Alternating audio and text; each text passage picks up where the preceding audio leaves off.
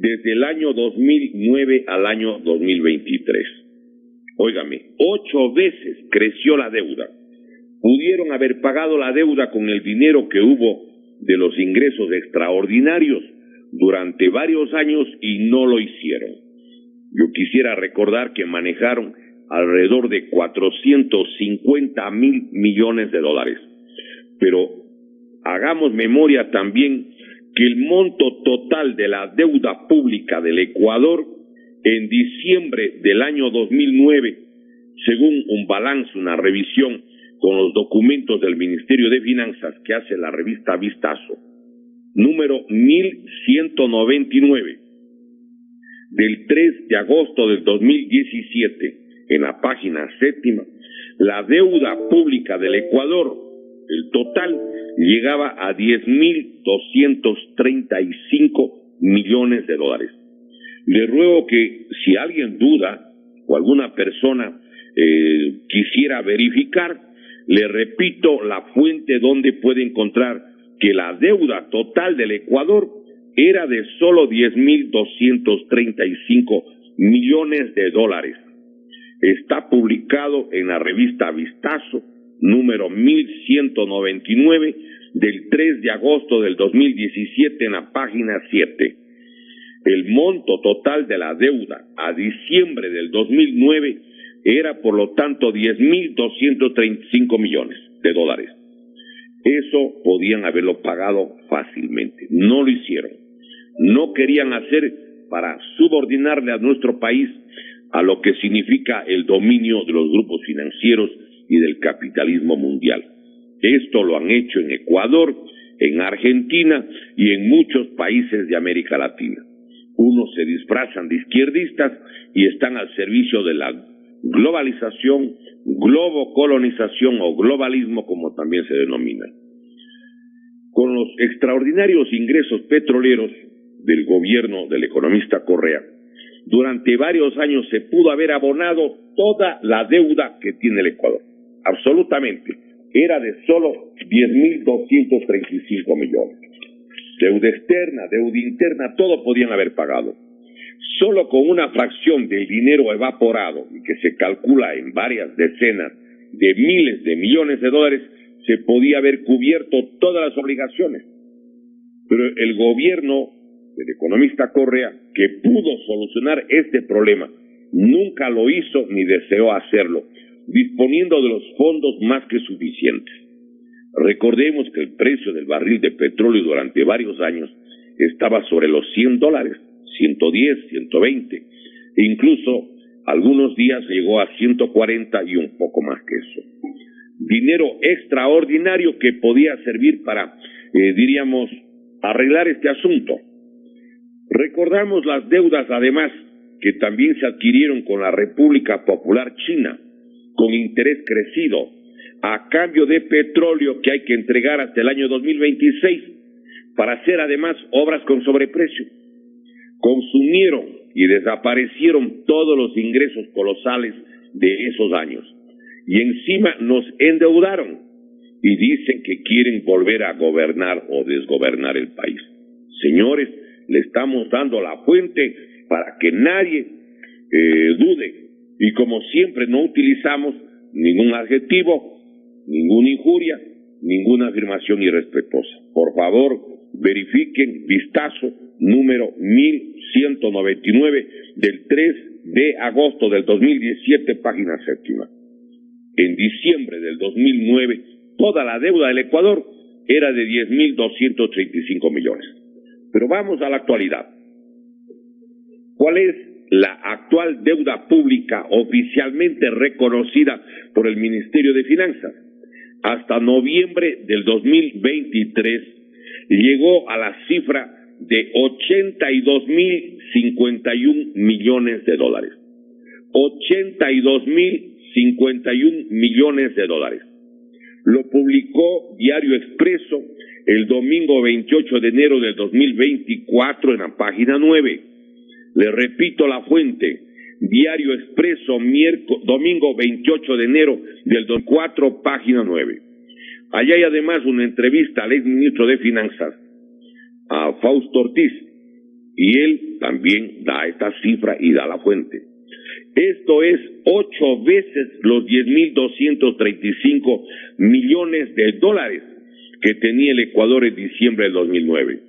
Endeudar un país es una política deliberada, sobre todo para países ricos en recursos naturales, para someterle al capitalismo global, los círculos financieros más poderosos del planeta, y es parte de la globalización, globalismo o globocolonización. Con la deuda y nuestro país como acreedor se llevan todo el patrimonio histórico, social y nacional de nuestra patria bendita y buena parte de los ingresos cotidianos de millones de familias con el pago de impuestos que tienen que pagar por generaciones y por décadas. Quisiera recordar que a un país con deudas, esos círculos financieros más poderosos del planeta, que actúan sobre todo a través del Fondo Monetario Internacional y del Banco Mundial, le pueden imponer las privatizaciones de sus recursos naturales, los recursos no renovables, el petróleo, las minas, el gas, las tierras raras, y sus servicios públicos más rentables, como el sector eléctrico, las telecomunicaciones, el agua potable, los ferrocarriles y otros servicios. Un espejo para contemplar la tragedia de la deuda. ¿A dónde nos van a llevar o quieren llevarnos? Es Grecia. Grecia, país que tienen previsto que, con las actuales deudas, debe abonar crecidos montos hasta el año 2115. Sin pedir más plata, tienen una deuda para abonar, sacando el dinero de las familias y del pan de la boca de los griegos hasta el año 2115. Y en el Ecuador nos van llevando por el mismo camino. Los gobiernos, no uno, no solo del economista Correa, del señor Lenín Moreno, al que le puso de presidente el economista Correa, y recuerde que le condecoraron al presidente del Consejo Nacional Electoral, Juan Pablo Pozo, a quien además, para que nadie le moleste, le ayudaron a conseguir un trabajo en Washington en la OEA. El señor Guillermo Lasso, sí, también recordemos, y de lo que vamos mirando hasta el momento del actual gobierno. Y sus partidos políticos aliados forman parte de esta política globalista y de subordinación al nuevo orden mundial, manejado por una élite que llaman del Estado profundo, el Deep State, invisible y todopoderoso, que oprime y depreda a los pueblos desde las sombras, sin que estos se percaten. Saqueo total a los países más ricos en recursos naturales no es casual. ¿Por qué han escogido en América del Sur, sobre todo Argentina y Ecuador? Pues, pero esto pasa también en los otros países de la propia América Latina y de además del mundo entero. Todo está programado. Para ello, mediante el fraude electoral electrónico y generalizado, colocan en todas partes presidentes que son proclamados, no digo que han sido elegidos, solo demos dos ejemplos. Recuerden que en el 2021, quien ganó en 2 provincias, dicen que ganó en 2 provincias, en el caso de Galápagos y Pichincha, el señor Guillermo Lasso, y que perdió en 22 de las 24 provincias, acabó de presidente. Y en el 2023 han proclamado presidente, lo hicieron primero finalista y la gente votó en contra del correísmo, pero quiero recordar que el candidato que llegó a finalista tenía en casi toda la campaña no más del 1 o 2%. Esto no es nada casual, ellos tienen que garantizar las cosas. Ahora, ¿qué van a hacer ahora para pagar este monto gigantesco de la deuda? Yo quisiera que recordemos algo. Tengo aquí un informe del Observatorio de la Política Fiscal, OPF, que lo maneja el economista Jaime Carrera. Él señala, y este colectivo, sobre la deuda, que el pago de amortizaciones o pago de capital e intereses de la deuda pública, interna y externa, implica que en el año 2024 se requerirá para pagar obligaciones de la deuda que pudo haber desaparecido con el dinero del precio extraordinario del petróleo hace una década y un poco incluso. Recuerden, tendremos como país, dice él, que pagar en el año 2024 $7,542 millones. Año 24, 7,542 millones. En el año 2025 tienen previsto que el Ecuador pague 8,374 millones de dólares. 8,374 millones de dólares.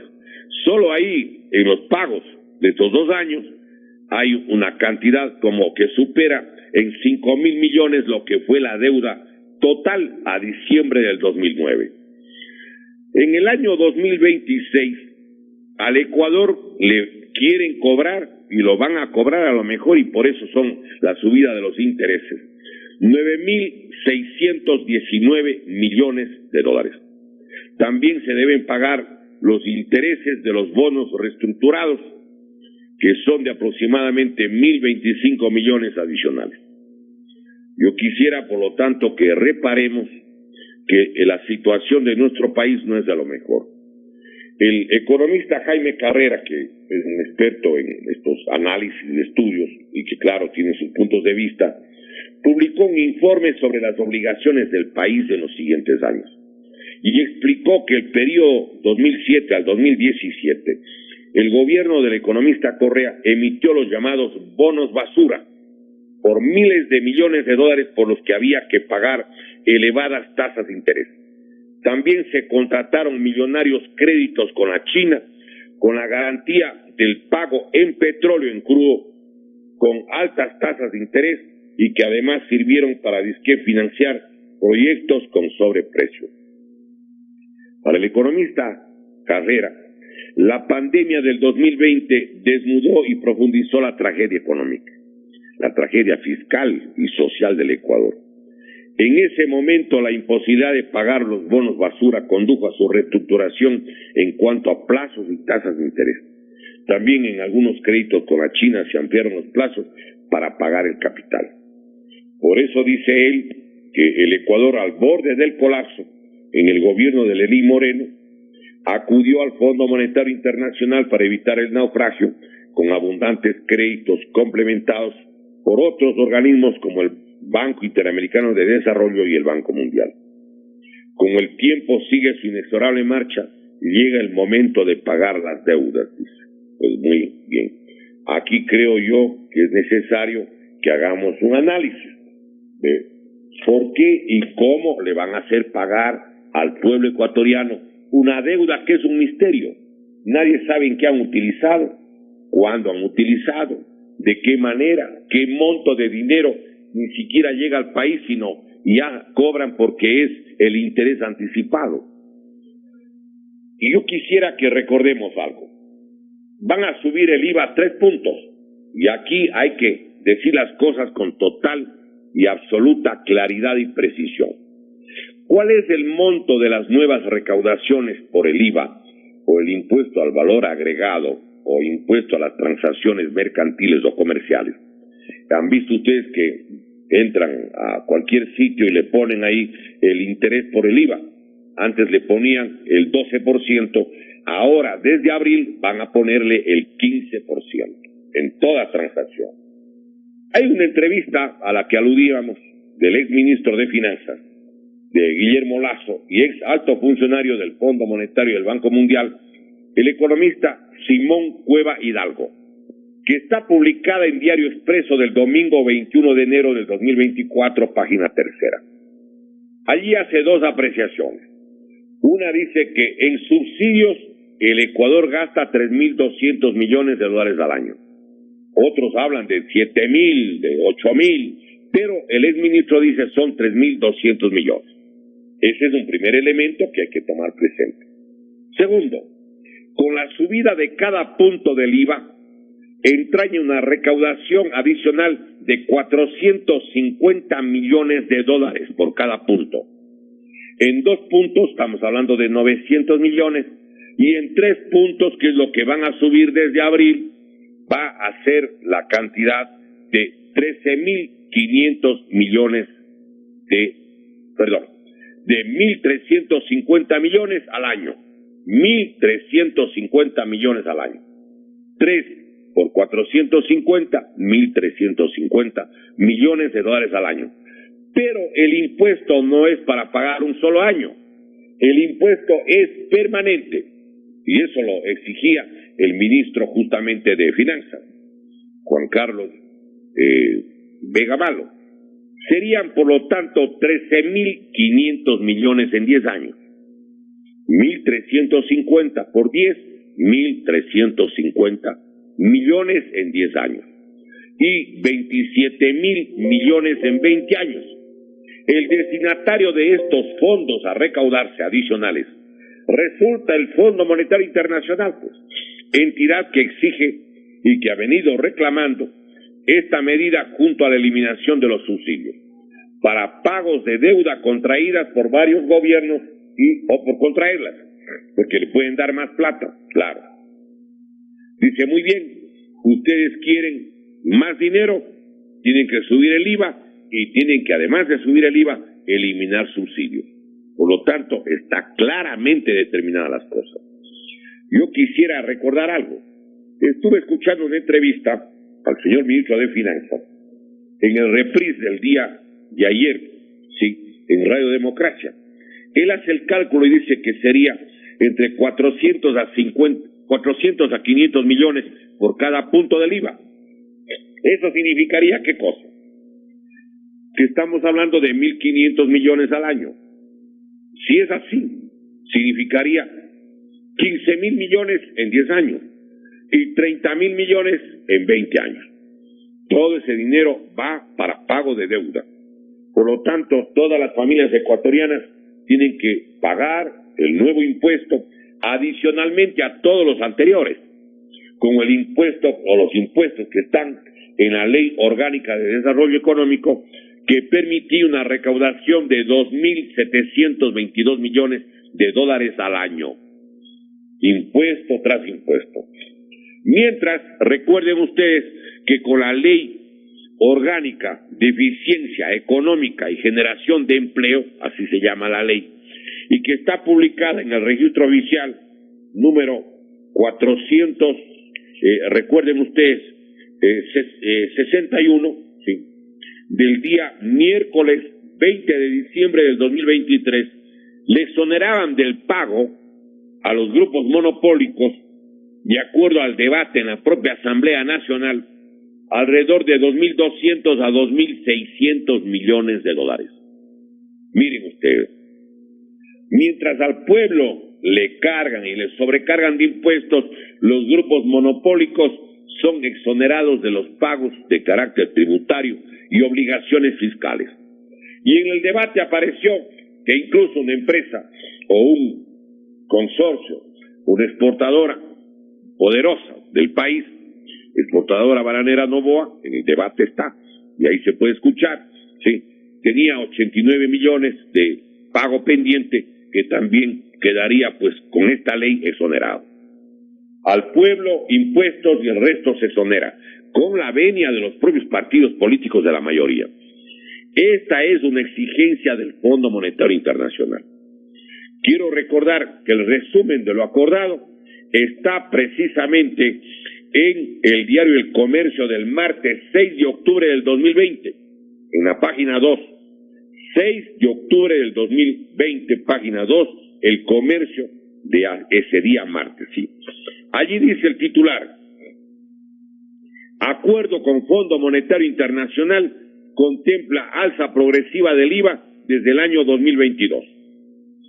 Por eso incluso el señor ministro de Finanzas, Juan Carlos Vega Malo, en una entrevista en El Universo del viernes 19 de enero del 2024, página 7, en el trámite de la ley en la Asamblea dijo: si es temporal, el alza del IVA no alcanza y se cierra el crédito externo. Tiene que ser alza permanente. Clarísimo. ¿Y qué hicieron los señores legisladores? Claro, le aprobaron de forma disimulada. Y voy a demostrarles por qué digo que le aprobaron o permitieron o consintieron o por omisión dieron paso a esta medida del Fondo Monetario Internacional. Ustedes saben que hay un acuerdo político, una alianza, un entendimiento entre la Revolución Ciudadana, el sector político del correísmo, y el Partido Social Cristiano, cuyo máximo dirigente o más relevante, el señor Nebot, como es público y notorio, en acuerdo con el señor Daniel Noboa y ADN. Recordemos, el señor Daniel Noboa, vale la pena recordar, buscó ser candidato por el correísmo. Eso está publicado en Diario Expreso de Guayaquil del miércoles 25 de octubre del 2023 en la página 2. Las declaraciones, la revelación de que ha querido ser candidato de ellos, las hace el propio economista Rafael Correa y la señora Luisa González. Quiero recordar, por lo tanto, que hay un acuerdo. ¿Cómo permiten que se apruebe ese 3%? Por ello mucha gente dice, ¿cómo es que no archivaron el proyecto de ley? Proyecto que tiene una sola frase, en la que dice que será el cobro del 12%, ahora pasa al 15%. Y claro, si hubieran querido negar el proyecto, recordemos el número de votos de cada uno de ellos. El bloque legislativo de Correa, de la Revolución Ciudadana, tiene 51 votos que le concedió el CNE de bolsillo. CNE, que quiero recordar, tiene el auspicio de 2 vocales de Correa y uno más del Partido Social Cristiano. Esto se puede comprobar en Diario Expreso de Guayaquil del domingo 28 de octubre del 2018 en la página 3 y en Diario El Universo del jueves 25 de octubre del 2018 en la página 4. Ahí está cada candidato y quién auspicia. Facilito. Por eso no nos estamos inventando ni faltando a la verdad, no, nada, con total objetividad. Pues bueno, el bloque de Correa tiene 51 votos. El bloque del Partido Social Cristiano recibió 18. Sumado los 2 bloques legislativos tienen 69 votos. Con 70 votos podían archivar el proyecto de ley, pero no lo hicieron en forma concertada. Recordemos que además de los 69 votos, estaban listos para apoyar su archivo los 5 votos de Pachacuti y 7 votos que apoyaron a Fernando Villavicencio. Tenían en total 81 votos disponibles, pero no quisieron archivar. Eso es todo. Y dejaron, luego de varias mociones engañosas y mociones convenidas, para no archivar, que todo quede en manos del presidente de la República. El presidente de la República hizo un veto en la que dice que subirían al 14%, al 13%, del 12 al 13%, y dejan en manos del presidente que a discreción pueda subir al 15%. Es decir, van a emitir y a poner en vigencia el 15% desde abril, porque eso pide el Fondo Monetario Internacional y eso lo franquean los bloques legislativos que tenían 51 votos, en el caso de Alianza País, y los 18 votos del Partido Social Cristiano. Si querían archivar, si querían que este proyecto no pase, podían hacer una moción de archivo conjunto y con el apoyo de los 5 legisladores de Pachacuti y los 7 que fueron elegidos en la lista de Fernando Villavicencio. Pero dejaron pasar en forma notoria y convenida el alza del IVA del 12 al 15%. Es más, Diario El Universo del sábado 3 de febrero del año 2024, en la primera página, develó lo acordado en un subtítulo. Ahí dice cuál ha sido el acuerdo. Acción Democrática Nacional, ADN, del señor Daniel Noboa, Revolución Ciudadana y Partido Social Cristiano coinciden en 2 aspectos: no permitir el archivo del proyecto de ley y dejar abierta la posibilidad de una aprobación tácita del IVA, que es lo que aprobaron. Están esperando que pasen los días y entra por el imperio de la ley porque no quisieron archivar. se ponen de acuerdo, yo mociono esto y tengo tantos votos, vos mocionas esta otra cosa y tienes tantos votos, pero no quisieron unificar la votación para dar paso al acuerdo. Entonces, a mí me parece que la gente tiene que caer en cuenta perfectamente de lo que está pasando en el país. Van a incrementar los impuestos. Ahora, a mí me parece que es importante reparar que hay una planadora legislativa que debe ser evidenciada, que debe ser desnudada, si cabe el verbo. Las leyes del acuerdo de ADN, Revolución Ciudadana, y del Partido Social Cristiano, es el soporte de una legislación que constituye una carga adicional sobre las espaldas del pueblo.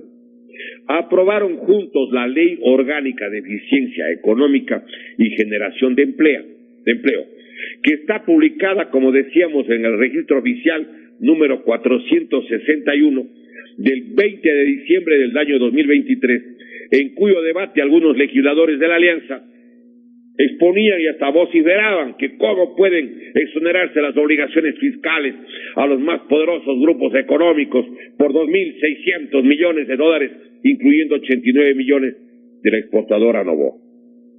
Luego, calladitos y agachaditos, obedeciendo a sus jefes o patrones, votaron juntos y aprobaron la Ley Orgánica de Eficiencia Económica y Generación de Empleo. Títulos engañosos. Un ejemplo. Segundo ejemplo. Óigame. La misma planadora legislativa aprobó la privatizadora Ley Orgánica de Competitividad Energética, publicada en el Registro Oficial 475 del jueves 11 de enero del 2024. No menos llamativos fueron los furibundos discursos, sobre todo del bloque del correísmo, en contra de las privatizaciones y la entrega de bienes públicos a las multinacionales, omitiendo decir que en esta ley abrían las puertas al capital privado, sobre todo para la transmisión eléctrica, olvidando además, en forma calculada e interesada, que con la Ley Orgánica del Servicio Público de Energía Eléctrica, aprobada de manera entusiasta y jubilosa por el propio correísmo y publicada en el tercer suplemento del Registro Oficial número 418 del 16 de enero del 2015, repito, para que comprueben los señores que crean que no se dice la verdad o que se sientan aludidos, lean, aparte de la Ley Orgánica de Competitividad Energética que acaban de aprobar, la Ley Orgánica del Servicio Público de Energía Eléctrica, que está publicada en el tercer suplemento del Registro Oficial 418 del 16 de enero del 2015, aprobada por el bloque del correísmo que tenía 100 de 137 asambleístas, que aprobaron en el artículo 24 y 25, artículo 24, tercer inciso, y artículo 25. Allí ya autorizaron que las empresas, o que la gestión eléctrica, ¿sí?, o empresas incluso estatales de otros países, o empresas privadas, realicen ellas, ¿sí?, las empresas públicas de la comunidad internacional, dice textualmente, o sea, de los 193 países de las Naciones Unidas, o de los 213 de la FIFA, esa es la comunidad internacional, ¿sí?, o de las privadas, puedan realizar actividades. Oigan lo que pueden hacer. Abro comillas, tengo aquí la ley en mi mano, de generación eléctrica, transmisión eléctrica, distribución y comercialización eléctrica, importación y exportación de energía eléctrica y servicio de alumbrado público general. Ahora, en cambio, con la Ley Orgánica de Competitividad Energética, mantienen todo lo que ya hizo el correísmo y amplían para entregar el sector de la transmisión. ¿Pero de qué negocio? Pues, como les hemos dicho, es uno de los negocios más grandes, más importantes que puede tener un país, pues. Hemos hecho relación. La energía eléctrica sirve para todo, para absolutamente todo, no solamente para el funcionamiento de las fábricas, de los talleres, de todos los electrodomésticos de las casas. Un gran negocio. Entonces, aquí nosotros tenemos que hacernos la siguiente reflexión. El conflicto armado interno, sí, quiero recordar, es realmente lo que se quería financiar, porque decían que necesitan 1.200 millones o 1.300. Hacen una ley que les va a dar aproximadamente unos 3.000 a 3.500 millones, ¿sí?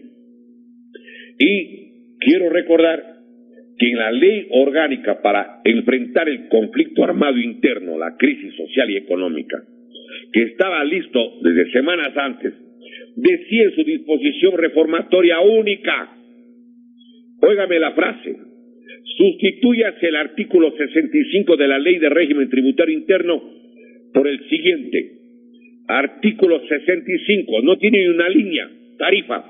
La tarifa del impuesto al valor agregado es del 15%. Es todo el cambio de la ley. Se supone que desde abril estará vigente, ¿sí?, por el imperio de la ley, este incremento que no quisieron archivar. No vengan a hacerse los disimulados, que yo sí propuse. El uno proponía y el otro no votaba, y el otro hacía otra propuesta y el otro no respaldaba. Todo es un tongo, todo es un amarre, todo es concertado, pero no todo el mundo duerme en este país. Habemos personas que estamos despiertas y que, claro, queremos que la realidad y la verdad llegue al pueblo ecuatoriano.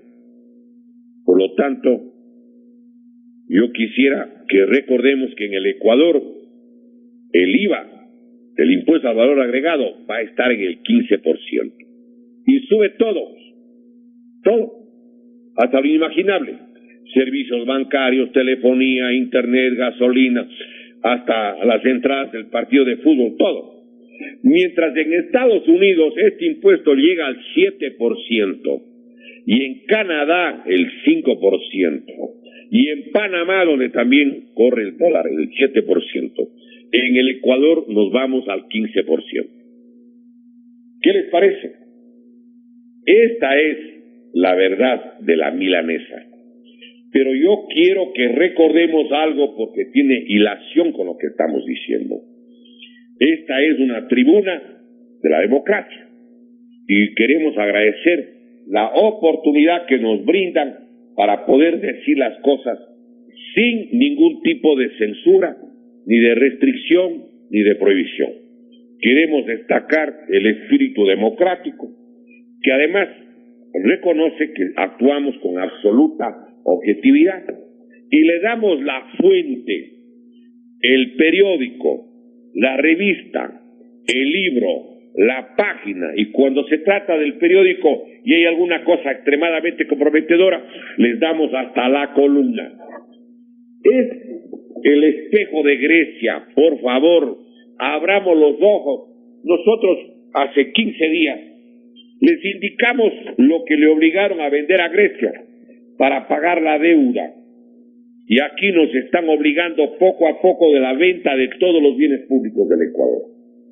Yo quiero recordar que en la presidencia del señor economista Rafael Correa se expidió el Código Orgánico de Planificación y Finanzas Públicas, que está publicado en el segundo suplemento del Registro Oficial 306 del viernes 22 de octubre del 2010. Le repito, Código Orgánico de Planificación y Finanzas Públicas. Está publicado en el segundo suplemento del Registro Oficial 306 del viernes 22 de octubre del 2010, en cuyo artículo 138 determinaron que se crea el Comité de Deuda y Financiamiento y que estará conformado, oigan quiénes eran y quiénes son todavía los que le endeudan a la República. 3 personas: el presidente de la República o su delegado, ¿quién lo presidirá? El ministro a cargo de las finanzas o su delegado, y el secretario nacional de Planificación y Desarrollo o su delegado. A sabiendas que el ministro de Finanzas y el secretario nacional de Planificación y Desarrollo los nombra el propio presidente. O sea, todo queda en manos del presidente. Esto desde la época del economista Correa, desde el año 2010, ojo.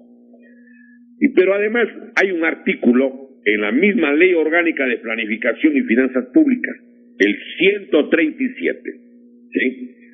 Allí permite que el endeudamiento público interno y externo se estableció que para coadyuvar, y tengo aquí la ley, estoy leyendo una parte del artículo 137, para coadyuvar a los señalados propósitos, tales contrataciones estarán exceptuados del trámite previsto en la Ley Orgánica del Sistema Nacional de Contratación Pública. Así como indica en el segundo inciso, lo tengo aquí subrayado, los respectivos actos, contratos, convenios o documentación serán declarados secretos y reservados. Óigame, los respectivos actos, contratos, convenios o documentación serán declarados secretos y reservados. Y luego dice que podrían difundir cuando culmine la operación respectiva. ¿Ustedes han visto la información de la deuda? No, señor. Y entonces, veamos lo que en Grecia, aparte de los impuestos, lo que han hecho en Grecia. Miren ustedes. En Grecia, para pagar las obligaciones externas de este país, primerito se fueron llevando la plata de la seguridad social de Grecia. Ordenaron, rebajaron 7 veces el monto de las jubilaciones de los griegos. Sí, un pueblo muy culto, un pueblo de cultura milenaria. ¿Cómo le obligaron al pago de la deuda? Miren ustedes, hay una metodología y que es la imposición de los acreedores. El Banco Central Europeo, el Fondo Monetario Internacional y la Comisión Europea, atrás de cuyo nombre, Comisión Europea, están los banqueros de Alemania, de Francia e Italia fundamentalmente, ¿sí? Y también de los Estados Unidos, claro. Allí le obligaron a Grecia en julio del 2015. Las circunstancias angustiantes. Le dijeron, bueno, ustedes tienen que pagarnos, por lo tanto, tengan ustedes la bondad de cumplir el siguiente listado de transferencias o privatizaciones. Y le ordenaron lo siguiente: la venta del aeropuerto internacional de Atenas y 37 aeropuertos regionales, todos los aeropuertos de Grecia, el puerto de Pireus y el 100% de las acciones de otros 11 puertos. Tercero, todos los complejos turísticos estatales y las dársenas para yates, donde estacionan las embarcaciones en el mar. Las llamadas islas del ensueño, complejos turísticos y bienes raíces estatales que sirven para el turismo, para que la gente vea, claro, las joyas arquitectónicas de la Grecia antigua, la Grecia histórica. También le ordenaron la venta de los hoteles de alto valor histórico y cultural en los lugares privilegiados de Grecia, junto a las zonas de las ruinas de esta cultura milenaria. En sexto lugar, todos los centros estatales de baños termales y sus centros de estadía, sobre todo de uso turístico. En Grecia, uno de los mayores ingresos del turismo, y gran parte de lo que significan las fuentes del financiamiento turístico se llevaron los acreedores. Séptimo, todas las instalaciones olímpicas. Ustedes saben que en Grecia hubo 2 olimpiadas. Todo, vendan todo. Octavo, la lotería estatal y el jugoso monto de las apuestas hípicas. Noveno, las propiedades de bienes griegos en las ciudades de Nueva York, Washington y Belgrado. Décimo, la Public Power Corporation, que suministra energía eléctrica a más del 80% de toda la población griega. 11. La compañía estatal de agua potable que abastece a Atenas y a la mayor parte de las ciudades griegas. 12. Estoy leyendo de manera textual, ojo, aquí no me estoy inventando, estoy leyendo la obligación que le impusieron a Grecia. 3 refinerías, así como las empresas de importación y distribución de gas natural. 13. Tramos de 645 kilómetros de carreteras o autopistas donde se permite cobrar peaje y pontazo para mantenimiento una parte y para pagar la deuda el resto. 14. La empresa Trainose de transporte ferroviario y de autobuses. 15. La empresa Rosco de los trenes griegos y de su mantenimiento. 16. La empresa Elta, proveedora postal y de carga de todo Grecia.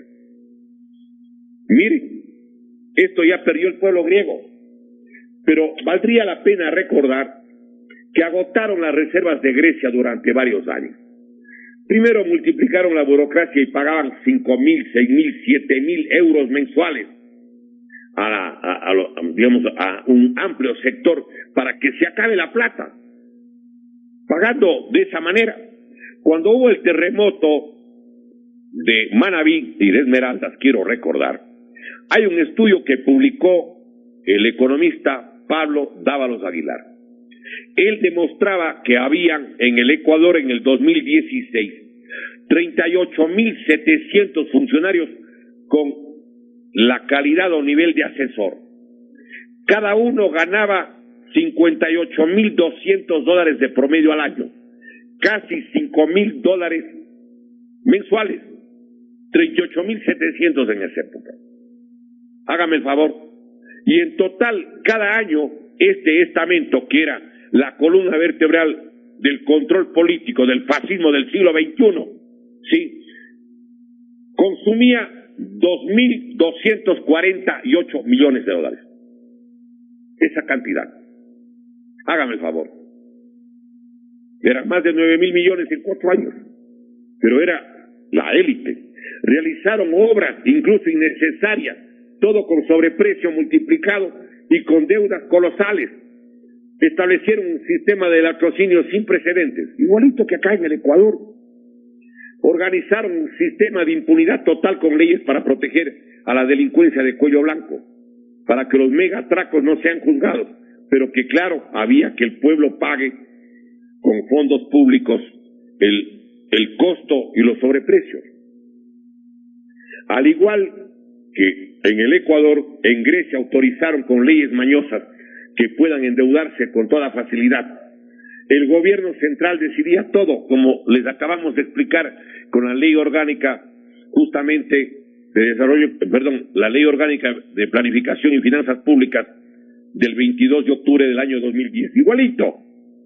Además, impulsaron en forma intencional y de manera frenética agotar todas las reservas, endeudar y quebrar a Grecia, como está pasando en el Ecuador. Pero hay algo adicional que yo quiero que por favor ustedes también tomen atención. Este es el espejo de Grecia y hay que ir demostrando. En el Ecuador, incluso recuerden ustedes, hicieron una ley para vender las tierras. Vamos a referirnos a las tierras. En Argentina acaban de publicar las 200 propiedades más grandes de los dueños de tierras de Argentina. Y resulta que en Argentina los dueños de tierras son compañías incluso chinas, de Chile, de una cantidad de países. Y en el Ecuador aprobaron, recuerden, la Ley Orgánica de Tierras Rurales y Territorios Ancestrales en el gobierno de Correa, y que está publicada en el suplemento del registro oficial 711 del lunes 14 de marzo del 2016. Ahí permite el artículo 20, en esta ley, el propio economista Correa mandó el oficio T-7131, Secretaría General Jurídica, _16-85, del 5 de febrero del 2016, donde establece que en el artículo 20 vaya el texto que dice que las empresas públicas extranjeras y privadas también podrán adquirir, arrendar o tomar en usufructo tierras rurales en el territorio nacional para proyectos de producción agraria, ¿sí?, previa autorización de la Autoridad Agraria Nacional, que es el Ministro de Agricultura. Clarísimo. Todo está entregado. Y con esa ley y con ese artículo pueden entregar, óigame, las tierras rurales de costa, sierra, Amazonía y Galápagos. Pero en Grecia, no contentos con lo que les hemos referido, les obligaron a vender 1.200 islas, óigame, 1.200 islas que eran parte de la soberanía nacional griega, ubicadas en el mar Jónico frente a sus costas, para obtener de urgencia 50.000 millones de euros o 54.139 millones de dólares para abonar un tramo de la deuda pública contraída entre los años 2009 al 2012.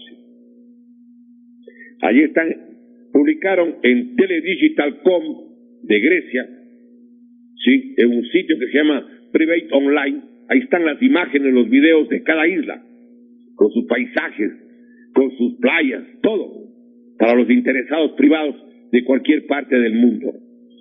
Les hicimos relación de cómo la isla Onfori vendieron en $61.900.000, la Dulichum en $49.500.000, la Aegean en $43.300.000, islas desde $3.200.000.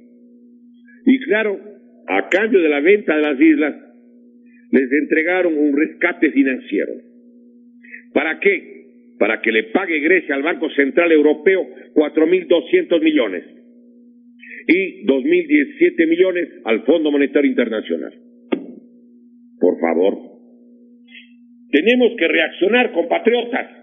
Tenemos que defender a nuestro país y no hay otra posibilidad que ir a una Asamblea Nacional Constituyente. Necesitamos nosotros protegernos y proteger a las nuevas generaciones. Necesitamos realmente que nuestro país no sucumba. Es imprescindible que trabajemos en lo que significa la recuperación de nuestra patria. Yo creo que deberá establecerse una ley de pagos honestos de la deuda pública. Deberíamos establecer, por ejemplo, que tiene que haber requisitos para el pago de la deuda, justificación documentada del origen de dicha obligación, la relación del uso efectivo del monto, la verificación del uso correcto de dichos fondos, contando con el informe de la dependencia pública correspondiente, la historia fidedigna o antecedente cronológico de la obligación a cancelar, con la relación ordenada de los titulares de dicha obligación, la declaración juramentada de la veracidad del anterior, de lo que estamos planteando, por parte del titular o responsable de dicho cobro, cuya identidad, trámite y fecha debe ser registrado, el visto bueno de la Contraloría General del Estado, claro, el visto bueno del Procurador General. Tenemos desarrollado incluso la propuesta, pero por razones de tiempo no vamos a poder continuar en el desarrollo de este tema que debemos dejar a futuro. Compatriotas, no solo el problema de la deuda y la hipoteca del país tiene que ser defendido. Tenemos que proteger nosotros al pueblo y poner reservas, mecanismos que eviten que el pueblo siga hipotecado y pagando en forma casi esclavizada lo que significan los montos de esta hipoteca nacional. Tenemos que defender los intereses del pueblo. Yo les decía que uno de los primeros presidentes de Estados Unidos, John Quincy Adams, ¿sí?, él decía, hay dos formas de conquistar y colonizar una nación. Una es la espada y la otra es la deuda. Tenemos que recuperar todo el patrimonio social y nacional que se ha llevado. Tenemos que recuperar las 200 millas del mar territorial. Tenemos que recuperar el dinero robado, decenas de miles de millones de dólares que tiene que el pueblo ecuatoriano recuperar. Debemos establecer normas que determinen que quienes sean hijos y nietos de los funcionarios que manejaron el dinero del país en los últimos años o autorizaron egresos fiscales o contratos de cierto monto mínimo deben explicar en forma detallada y permanente, sin límite de ocasiones, el origen de sus haberes y bienes durante los próximos 50 años. También que se reconozca el 10% del monto recuperado a quien ayude a ubicar y recuperar los activos y bienes públicos escondidos aquí o en cualquier rincón del mundo. Planteamos respetar la propiedad y la administración del IES. Señores, que el IES pase a manos de los trabajadores y jubilados.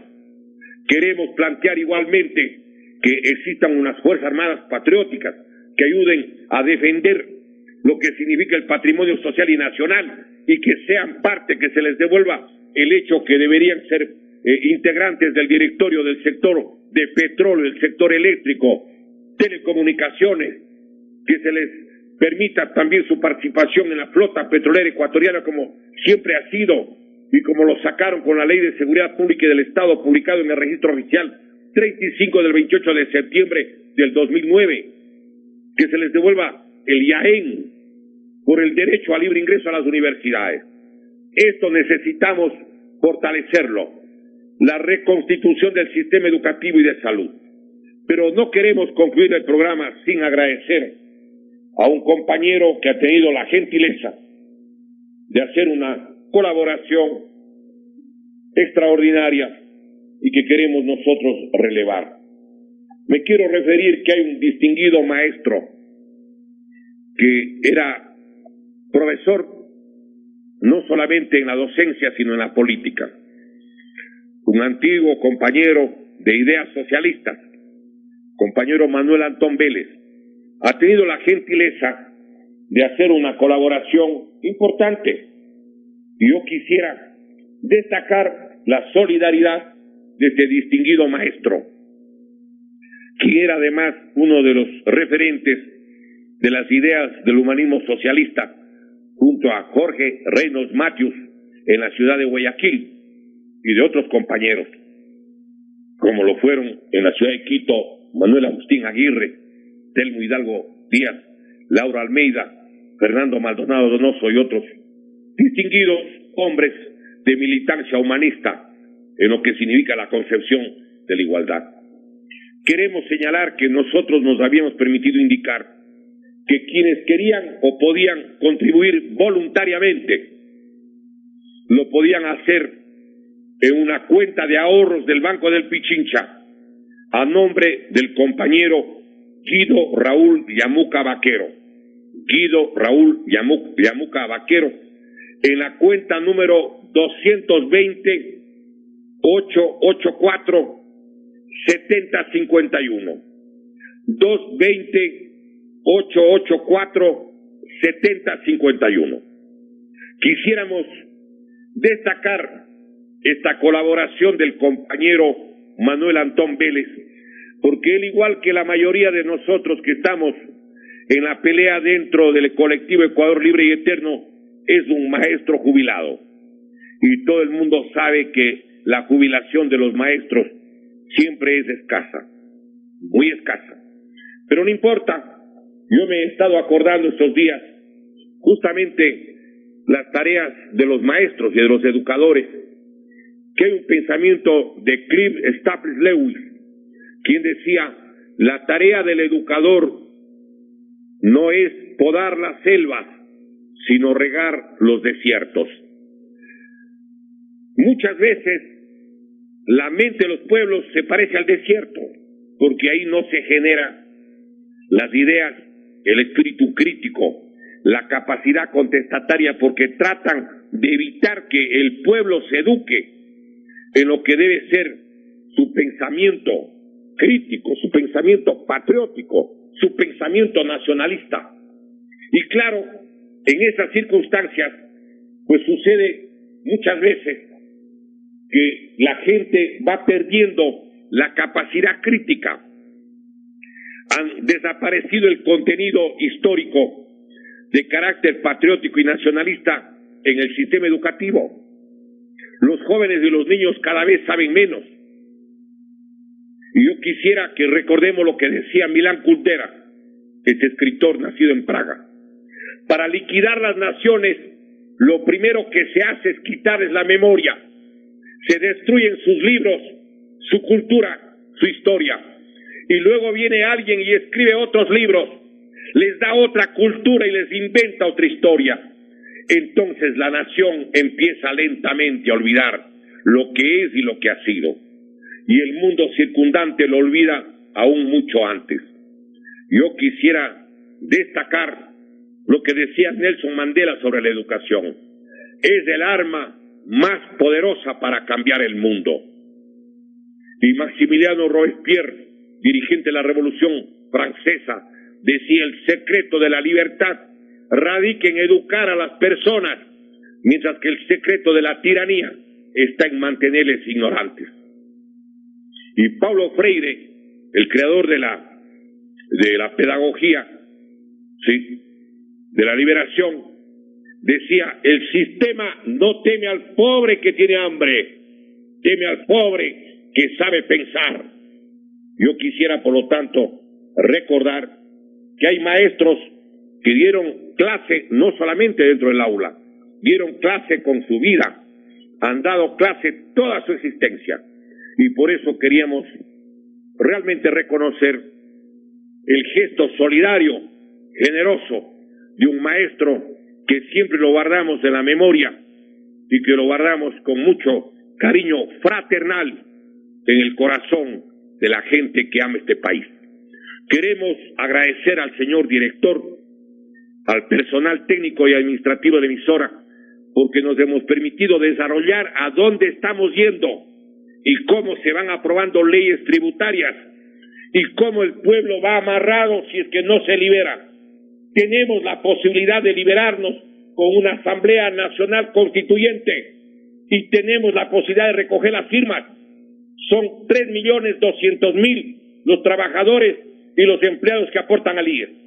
Somos 780.000 jubilados, muchos forzados porque no teníamos PhD y seguramente no teníamos formación, según el gobierno del correísmo cuando sacó la ley orgánica de educación superior. Y nos dejaron fuera. Podíamos seguir trabajando. En Estados Unidos está dando clase Abraham Noam Chomsky, con 94 años. Y de lo que hemos conocido, el intelectual norteamericano de origen griego, sí, James Petras, hasta los 93 años estaba dando clase. A nosotros, décadas antes, ya nos votaron de la docencia. Votaron 70.000 maestros, entre normalistas, profesores secundarios y universitarios. Pongamos un promedio de 30 años de experiencia de cada profesor que votaron. Estamos hablando de 2.100.000 años de experiencia docente que se perdió. Mandaron a cerrar los normales, han destruido el sistema educativo, pero hay que recuperar porque esta patria ni se vende ni se rinde. Esta patria con el alma se defiende. Esta patria tiene quien la ama, quien la quiere y quien la sabrá defender. Muchas gracias, muy buenos días, Dios mediante, hasta la próxima semana. Muy agradecido.